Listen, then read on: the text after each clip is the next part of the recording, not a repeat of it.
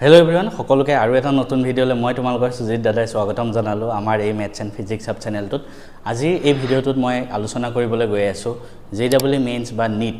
সেই দুটা এক্সাম যেটো সবে বেছি দিয়ে সেই এক্সামৰ কাৰণে আমি কোচিং লোৱাটো আৱশ্যক নেকি আমি যদি বোৰ্ড এক্সামৰ লগে লগে আমি এন্ট্ৰেন্সটো কেনেকৈ মেনেজ কৰিব পাৰোঁ এই ভিডিঅ'টো শেষলৈকে চাবা তোমালোকে গোটেইখিনি আইডিয়া পাই যাবা মোৰ নাম হ'ল সুজিত কুমাৰ নাথ মই নিজেও বোৰ্ডত এটা ভাল পাৰ্সেন্টেজ পাইছিলোঁ এইচএছত 2017 94% তাৰ উপৰি মই ফাৰ্স্ট অটেম্পটত উইদাউট এনি কোচিং মই JEE মেইনছ ক্ৰেক কৰি NIT শিলচৰত পাইছিলোঁ মই একো কোচিং লোৱা নাই মই জাস্ট কিতাপ পঢ়িছোঁ ঠিক আছে তো তোমালোকৰ ওচৰতো বহুত ৰিসোৰ্স আছে তোমালোকে কেনেকৈ ফাৰ্স্ট অটেম্পটতে পাব পাৰা কাৰণ এতিয়া চোৱা কথাটো হ'ল আজিকালি কোচিংটো এটা ট্ৰেন্ড হৈ গ'ল এণ্ড বিজনেছত পৰিণত হ'ল তো তোমালোকে প্ৰত্যেকজন মানুহৰে বেলেগ বেলেগ অপিনিয়ন আজিকালি ইউটিউব মানুহৰ ওচৰত উপলব্ধ আছে মই এটা কথা ক'লো তাৰ অপোজিট এটা কথা ক'লে তো সবেই নিজৰ ইউটিউব চেনেল খুলি যিকোনো জ্ঞান দিব পাৰে আহি তো মই তোমালোকক প্ৰেক্টিক্যালি কিছুমান কথা ক'ম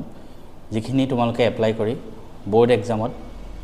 ভাল পাৰ্সেন্টেজ এটা লোৱাৰ উপৰি এন্ট্ৰেন্সটো মেনেজ কৰি থাকিব পাৰা মানে ফাৰ্স্ট অটেম্পটত পাবৰ কাৰণে তুমি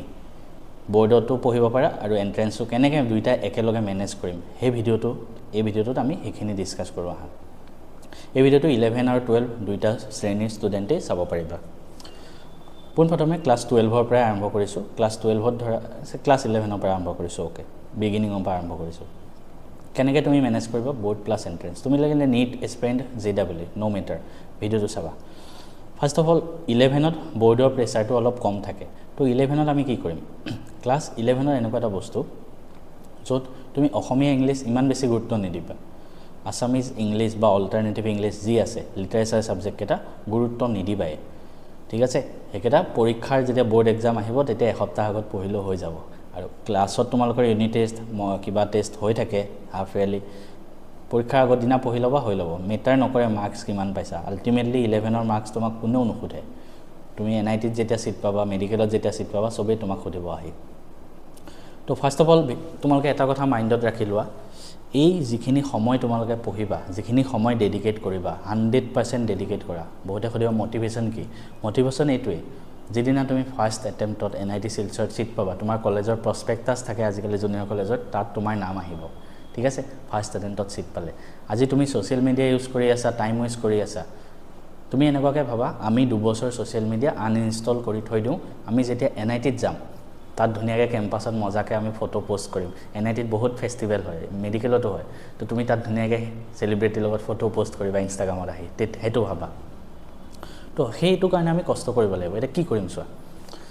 বোৰ্ডত ক্লাছ 11ত বোৰ্ড এক্সামৰ কাৰণে ইমান গুৰুত্ব দিব নালাগে তোমাৰ ওচৰত ৰেফাৰেন্স বুক থাকিব তুমি একদম নৰ্মেল ষ্টুডেণ্ট এজন হিচাপে মই ক'লোঁ তুমি কলেজ গ'লা ক্লাছ কৰিলা সন্ধিয়া আহিলা 4টা বজাত ধৰিলো 4টা বজাত ধৰা ৰুম আহি পাই গ'লা কোচিং ইমান গুৰুত্ব নিদিবা কোচিং নলোৱাটোৱে ভাল মই নিজেও লোৱা নাই আৰু মই প্ৰিফাৰ নকৰোঁ আহিলা আহি তুমি কিতাপ কেইখনমান গোটাই লোৱা এটা এন্ট্ৰেন্সৰ কাৰণে কি কিতাপ লাগে মই ডিটেইলছত আমাৰ মেথছ এণ্ড ফিজিক্স সাব চেনেলতে দুদিনমান আগতে দিছোঁ JEE কাৰণেও NEETৰ কাৰণেও তুমি এই চেনেলটোতে পাই যাবা ধুনীয়াকৈ বা ডেছক্ৰিপশ্যনত মই পাৰিলে লিংকটো দি থৈ দিম নোৱাৰিলেও তুমি ভিডিঅ'ৰ ওচৰত গৈ চাই ল'বা first of all PYQ book এখন লাগিব ঠিক আছে য'ত আগতে অহা প্ৰশ্ন কাকতবিলাক পাবা কিছুমান আৰু হাৰ্ড লেভেল বুক লাগিব বাট তুমি যেহেতু বিগিনাৰ হয় তো PYQ বুকখন লগাই লোৱা আৰু NEETৰ এস্পিৰেণ্ট হ'লে তুমি এক্সট্ৰাকৈ NCERT ফিংগাৰ টিপছ লৈ লোৱা JEE এস্পিৰেণ্ট হ'লে ফিজিক্সৰ কাৰণে DC পাণ্ডে মেথছৰ কাৰণে আই থিংক চেংগেজ আছিলে ঠিক তেনেকৈ কেমেষ্ট্ৰিৰ কাৰণে তোমাৰ বালাজী পাব্লিকেশ্যনৰ কেইখনমান বুক তো এইখিনি তোমাৰ সেকেন্ডাৰী মানে অলপ হাৰ্ড লেভেলত গ'লে তো ফাৰ্স্ট অফ অল তুমি PYQ বুকৰ পৰা ষ্টাৰ্ট কৰা তুমি কি কৰিবা চোৱা ৰেফাৰেন্স এখন সবকে লাগিব কেমেষ্ট্ৰিৰ কাৰণে প্ৰদীপছ ফিজিক্সৰ কাৰণে SL আৰোৰা মেথছৰ কাৰণে RD শৰ্মা বায়োলজিৰ কাৰণে প্ৰদীপছ ঠিক আছে তো তুমি যোনটো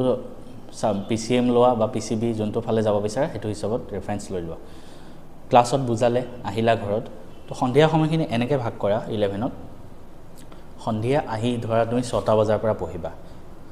বোৰ্ড আৰু এন্ট্ৰেন্সৰ সিলেবাস একেই ঠিক আছে তো একেখিনি বস্তুৱে পঢ়িব লাগে খালি বোৰ্ডত ডেফিনেশ্যনবিলাক বেছিকৈ আহে তুমি সন্ধিয়া সময়খিনি আহিলা ৰেফাৰেন্স বুকখন উলিয়ালা ঠিক আছে ৰেফাৰেন্স বুকখন উলিয়ালা তাত ডেফিনেশ্যন কিবা কিবি ঢেৰ লিখা আছে সেইবিলাক লিখি থাকিব দৰকাৰ নাই ডেৰিভেশ্যন আছে সেইবিলাক লিখি থাকিব দৰকাৰ নাই এখন সৰু বহি বনোৱা তাৰপৰা যিখিনি তোমাৰ ইম্পৰ্টেণ্ট পইণ্ট পালা ফিজিক্সৰ কেমেষ্ট্ৰি বা মেথছৰ যিখিনি ইম্পৰ্টেণ্ট পইণ্টছ পালা যিখিনি তোমাক এণ্ট্ৰেঞ্চৰ কুৱেশ্যন ছল্ভ কৰোঁতে ইউজফুল হ'ব বুলি ভাবা তুমি নিজে গম পাই যাব এটা চেপ্টাৰ উলিয়ালা ধৰা ফিজিক্সৰ মোশ্যন ইন ওৱান ডাইমেনশ্যন পঢ়িলা যি ইম্পৰ্টেণ্ট পইণ্টছ পালা এখন বহীত নোট কৰিলা তাৰপিছত ৰেফাৰেঞ্চ বুকখনত কিছুমান নিউমাৰিকেল পাবা সেই নিউমাৰিকেলবিলাক তুমি কৰিব চেষ্টা কৰা সেই নিউমাৰিকেলখিনি তুমি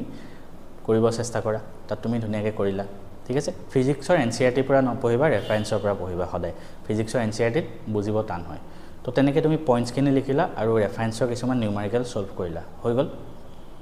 এটা চেপ্টাৰ অলপমান কৰিলা যিমান পাৰা ৰাতি ধৰা 6টাৰ পৰা 9টালৈকে 3 ঘণ্টা দিয়া হেতুত ধুনীয়াকৈ কৰিলা 9টালৈকে 3 ঘণ্টাত বৰ্ডৰ কাৰণে ঠিক আছে এদিন ধৰা ফিজিক্সৰ কৰিলা কেমেষ্ট্ৰি কেনেকৈ কৰিবা কেমেষ্ট্ৰি এনচিইআৰটি পঢ়া তাৰপিছত এনচিইআৰটিত যিখিনি টপিক আছে সেই টপিকখিনি তুমি ৰেফাৰেঞ্চ বুকত চোৱা তাত আৰু কিছুমান এক্সট্ৰা পইণ্ট পাবা নেকি এনচিইআৰটি টপিকখিনিও লিখা বহীত পইণ্টবিলাক ৰেফাৰেঞ্চ বুকৰ তাতকৈ আৰু অকণমান এক্সট্ৰা টপিক পোৱা যদি সেইখিনিও লিখিলা তাৰপিছত কুৱেশ্যন ছল্ভ কৰিলা ৰেফাৰেঞ্চ বুকৰ পৰা ঠিক আছে এনচিইআৰটি কুৱেশ্যন নালাগে এনচিইআৰটি কুৱেশ্যন মই কৰিব দিয়া নাই বৰ্ড এক্সামত বেছি ইম্পৰ্টেণ্ট হ'ল মেথছৰ কাৰণে তুমি এনচিইআৰটিখন পঢ়িলা এনচিইআৰটি নপঢ়ি ডাইৰেক্ট আৰ ডি শৰ্মাৰ পৰা প্ৰেক্টিছ কৰিব পাৰা মেথছৰ কাৰণে আৰ ডি শৰ্মাত যাব পাৰা বাট যদি কোনোবা বায়'লজি ষ্টুডেণ্ট আছে মানে ডক্টৰ পঢ়িব বিচাৰে সিহঁতে বৰ্ডৰ কাৰণে এনচিইআৰটি পঢ়ি থাকিলে হ'ল বায়'লজিৰ কাৰণে এনচিইআৰটি পঢ়িলা এনচিইআৰটিৰ পৰা যিমান ইম্পৰ্টেণ্ট পইণ্ট পাই লিখি ৰাখিলা আৰু অকণমান এডভান্সৰ কাৰণে প্ৰডিপছখন পঢ়ি ল'লা ধৰা ঠিক আছে তো তেনেকৈ তুমি নোটছ বনালা ইম্পৰ্টেণ্ট পইণ্টছবিলাক গোটেইগাল লিখি থাকিব নালাগে ডেৰাইভেশ্যন লিখি থাকিব নালাগে ফৰ্মুলা টাইপ লিখি যোৱা ৰাতি যেতিয়া 9টা বজাত ধৰা ডিনাৰ কৰিলা 10টা বজাৰ পৰা 12টালৈকে আৰু 2 ঘণ্টাৰ এটা ছেশ্যন লোৱা সেই 2 ঘণ্টাত তুমি কি কৰিবা 6টাৰ পৰা 9টালৈকে তুমি যিখিনি পঢ়িলা সেইখিনি তুমি ৰাতি MCQ প্ৰেক্টিছ কৰা এটা MCQ ক'ৰ পৰা প্ৰেক্টিছ কৰিম চবেই সুধিব তুমি ফাৰ্ষ্ট PYQৰ পৰা আৰম্ভ কৰা তাত টপিক ৱাইজ থাকে ধুনীয়াকৈ চেপ্টাৰ ৱাইজ টপিক ৱাইজ থাকে তুমি ফিজিক্সৰ অলপমান পঢ়িলা ধৰা যিখিনি পঢ়িলা সেই তাৰ পৰা সেই PYQখিনি প্ৰেক্টিছ কৰা অলপ ঠিক আছে কেমেষ্ট্ৰি তেনেকৈ কৰা বায়'লজি কৰা মেথছৰ কৰা কোনোবা যদি ইঞ্জিনিয়াৰিঙৰ আছা তো তেনেকৈ প্ৰেক্টিছ কৰি গৈ থাকা তোমাৰ এদিনত প্ৰেক্টিছ কৰি কেতিয়াও নহয় তো তুমি কি কৰিবা চোৱা মই এটা আইডিয়া দিছোঁ ফিজিক্সৰ এটা চেপ্টাৰ ধৰা কমপ্লিট কৰোঁতে তোমাৰ 5 দিন লাগি গ'ল টাইম লাগিব কোনো কথা নাই বা 3 দিন লাগি গ'ল তো 3 দিন তুমি সন্ধিয়া সেই চেপ্টাৰটো আধা পঢ়ি ৰাতি সেই স্পেচিয়েল টপিকটো তুমি MCQ প্ৰেক্টিছ কৰিলা আৰু কি কৰিবা 5 দিন 6 দিন ধৰা লাগি গ'ল এটা চেপ্টাৰ দেওবাৰে কি কৰিবা চোৱা দেওবাৰে তুমি এটা গোটেই চেপ্টাৰৰ MCQ প্ৰেক্টিছ কৰিবা দেওবাৰে ধৰা দেওবাৰে তুমি কি কৰিবা হয় ফিজিক্স নহয় কেমেষ্ট্ৰি মেথছ বায়'লজি যিকোনো এটাৰ তুমি পুৰা MCQ প্ৰেক্টিছ কৰা ঠিক আছে তো তেনেকৈ তুমি কি হ'ব থিয়ৰিখিনি ধুনীয়াকৈ নোটছ বনি গৈ থাকিব আৰু MCQ প্ৰেক্টিছ তোমাৰ হৈ গৈ থাকিব এতিয়া MCQ প্ৰেক্টিছ কৰোঁতে কিছুমান মই আইডিয়া তোমালোকক দিব বিচাৰোঁ পোনপ্ৰথমে এটা কথা কৈ থওঁ PYQখিনি এনাফ নহয় এক্সাম ক্ৰেক কৰিবলৈ ঠিক আছে আৰু কিছুমান এক্সট্ৰা বুক পঢ়িব লাগিব তো ফাৰ্ষ্ট অফ অল PYQত নিজৰ ষ্ট্ৰং পকাৰটো আনি লোৱা ঠিক আছে যেতিয়া ষ্ট্ৰং হৈ যাবা PYQত 3-4 মাহ পিছত তুমি হাৰ্ড বুকত চুইট কৰিবই লাগিব যেনেকৈ মই ক'লোঁ বুক এখন চাই ল'বা তাতে তো এতিয়া কি হ'ব দেওবাৰে এণ্ট্ৰেঞ্চ কমপ্লিট এণ্ট্ৰেঞ্চ আৰু বাকী কেইদিনত তুমি থিয়ৰি পঢ়ি নোটছ বনাই সেনেকৈ MCQ প্ৰেক্টিছ কৰিলা MCQ প্ৰেক্টিছ কৰোঁতে কিছুমান কুৱেশ্যন এখন আৰু বহি বনোৱা এক্সট্ৰা ফিজিক্সৰ কাৰণে মেথছৰ কাৰণে বায়'লজি বা কেমেষ্ট্ৰি তাত MCQ প্ৰেক্টিছ কৰোঁতে যিখিনি তুমি টান কুৱেশ্যন তুমি পোৱা সেই কুৱেশ্যনখিনি তুমি সেই স্পেচিয়েল বহীখনত লিখি দিয়া কুৱেশ্যনটো লিখি থাকিব দৰকাৰ নাই সেই কুৱেশ্যনটোৰ এনচাৰটো তাত থাকিব সলিউশ্যন তুমি নোৱাৰিলা ধৰা তো তুমি কি শিকিলা সেই সলিউশ্যনটোৰ পৰা বা কি নতুন পইণ্টছ শিকিলা সেই পইণ্টটো তাত লিখি থৈ দিয়া সেইখন PYQ মানে সলিউশ্যন কপি হ'ব তোমাৰ নিজৰ PYQ বহুত কিন্তু ৰিপিট হয় মই সঁচা কথা কৈ আছোঁ বা সেম পেটাৰ্নৰ কুৱেশ্যন আহে তো সেই কপিকেইখন তুমি এক্সামৰ আগত ৰিভাইজ কৰিবলৈ ইজি হ'ব বাৰে সেই কপিকেইখন তুমি মাজে চাই থাকিবা ফ্ৰী টাইম হ'লে তেনেকৈ কৰা ঠিক আছে আৰু সেনেকৈ তুমি গোটেই চিলেবাছটো কমপ্লিট কৰিব পাৰিবা যিমান জলদি পাৰি কমপ্লিট কৰিবা বৰ্ডত ইমান মাথা মাৰিব নালাগে 11ত এতিয়া ক্লাছ 12ৰ কথা যদি কওঁ তোমালোকে যিটো পেটাৰ্ণ ক'লোঁ তোমালোকে সেম টাইপতে কৰিবা খালি তোমালোকে সানডে কুৱেশ্যন প্ৰেক্টিছ কৰাতকৈ সানডে তোমালোকে ইংলিছ আৰু অসমীয়াত টাইম দিবা বাকী কেইদিন সেম পেটাৰ্ণত কৰিবা খালি বাকী কেইদিন এটা কথা মনত ৰাখিবা 3 ঘণ্টা যে মই থিয়ৰি পঢ়িব ক'লোঁ তাত তোমালোকে ডেৰাইভেশ্যনবিলাকো প্ৰেক্টিছ কৰিবা কাৰণ ডেৰাইভেশ্যনবিলাক বৰ্ড এক্সামত আহে বাকী ৰাতি এণ্ট্ৰেঞ্চৰ কাৰণে কৰাটো বৰ্তাই ৰাখিবা ৰাতি 2 ঘণ্টা তোমালোকে এণ্ট্ৰেঞ্চৰ কুৱেশ্যন প্ৰেক্টিছ কৰিবা যিখিনি পঢ়া তেনেকৈ তোমালোকে কৰি চোৱা নিজৰে ইণ্টাৰেষ্ট লাগি যাব আৰু নিজে কোৱালিফাই কৰিব পাৰিবা বহুতে কয় ন ফাৰ্ষ্ট এটেম্পটত নাপায় আজিকালি নাপায় আপুনি পাইছিলে আমাৰ দিনত বেছি টান আছিলে মই সঁচা কথা কৈছোঁ আমাৰ দিনত তেতিয়া ইউটিউবো নাছিলে আমি অকল কিতাপ পঢ়োঁ আৰু JEE লেভেল এতিয়া যেনেকুৱা আগতেও তেনেকুৱা ঠিক আছে তো সদায় একেই থাকে আমি কিয় পাইছিলোঁ কাৰণ আমাৰ ছিনিয়ৰসকলে পাইছিলে তেওঁলোকে আহি আমাক এইবিলাক কথা কয় এইবিলাক কথা কোৱা মানুহ ইউটিউবত তুমি নাপাবা মানে ঠিক আছে হিন্দী চেনেল থাকিব পাৰে কিন্তু অসমীয়াত নাপাবা কোনেও কোৱা আৰু অসমীয়াত হ'লে আমাৰ নিজৰ লাগে বেছি আপোন যেন লাগে হয়নে যেনেকৈ মই তোমালোকৰ দাদাৰ দৰে হয় এতিয়া আৰু সেইবাবে মই কৈছোঁ এতিয়াও পায় মই য'ত পঢ়িছিলোঁ ৰামানুজন তাতে নগাঁও তাতে প্ৰত্যেক বছৰে নিটত JEEত ফাৰ্ষ্ট এটেম্পটত পায় অকল তাতে নহয় মোৰ এজন ষ্টুডেণ্ট আছে আকাশ যোনে সেই ভিডিঅ' দিয়ে ইউটিউবত মোৰ চেনেলতে তেওঁ পঢ়ায় আকাশ ঘোষ তেওঁ ফাৰ্ষ্ট এটেম্পটত পাইছে তোমালোকেও পাবা তোমালোকৰ দৰে মানুহে পাই আছে তো কেতিয়াও ডিমোটিভেট নহবা যিকোনো মানুহৰ কথা শুনি যে ফাৰ্ষ্ট এটেম্পটত আজিকালি নাপায়